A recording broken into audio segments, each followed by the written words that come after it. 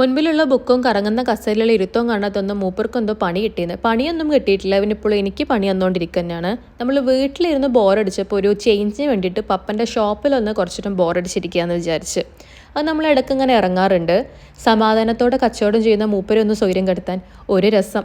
ഞാൻ വീട്ടിൽ എത്ര പിന്നാലെ നടന്നാലും പഠിക്കാൻ വരാത്ത ആളാണ് ഇവിടെ വന്നപ്പോൾ എന്തൊക്കെയോ എഴുതുന്നു പഠിക്കുന്നൊക്കെ ചെയ്യുന്നത്. കാണുന്നവരൊരു പഠിപ്പിച്ചാൻ തെറ്റിദ്ധരിച്ചോട്ടെ എന്ന് വിചാരിച്ചിട്ടായിരിക്കും.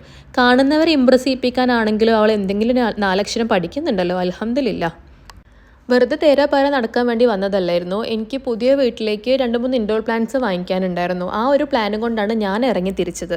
പ്ലാൻ എന്തോ ആയിക്കോട്ടെ, ഷോപ്പ് ക്ലോസ് ചെയ്യാണ്ട് നമുക്ക് പോകാൻ പറ്റില്ല. ഈ ഷട്ടർ അടച്ചിട്ട് ഇനി വേറെ ഏതെങ്കിലും ഷോപ്പിലേക്ക് പോവുള്ളൂ. ഈ ഷട്ടർ അടച്ച് അങ്ങോട്ട് പോകുമ്പോഴേക്കും അവിടെയും കച്ചവടക്കാരൻ തന്നെയാണല്ലോ, അവരും ക്ലോസ് ചെയ്യാനായിട്ടുണ്ടാവും.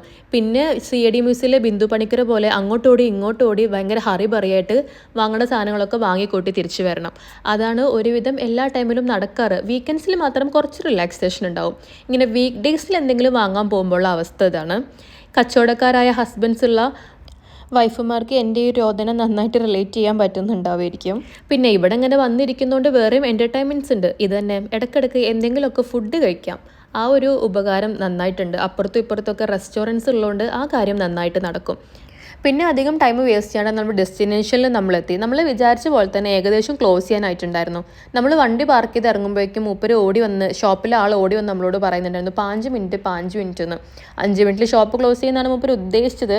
പിന്നെ ഒരു ചെടി വാങ്ങാനല്ലേ 5 മിനിറ്റ് ധാരാളമേ എന്ന് പറഞ്ഞ് നമ്മൾ ഇറങ്ങി. അവിടെ ഇൻഡോർ പ്ലാന്റ്സിനേക്കാൾ കൂടുതൽ ഔട്ട്ഡോർ പ്ലാന്റ്സ് ആയിരുന്നു ഉണ്ടായിരുന്നത്. ഒരുപാട് വെറൈറ്റി ഓഫ് പ്ലാന്റ്സ് ഉണ്ടായിരുന്നു. ഭയങ്കര വലിയൊരു നഴ്സറി ആയിരുന്നു. ഞാൻ ഫസ്റ്റ് ടൈമാണ് അങ്ങോട്ട് പോകുന്നത്. ഇനിയും പോകണമെന്ന് വിചാരിക്കുന്നുണ്ട്. എനിവേസ്, ഞാൻ ഉദ്ദേശിച്ച സാധനം എനിക്ക് അവിടുന്ന് കിട്ടി. അത്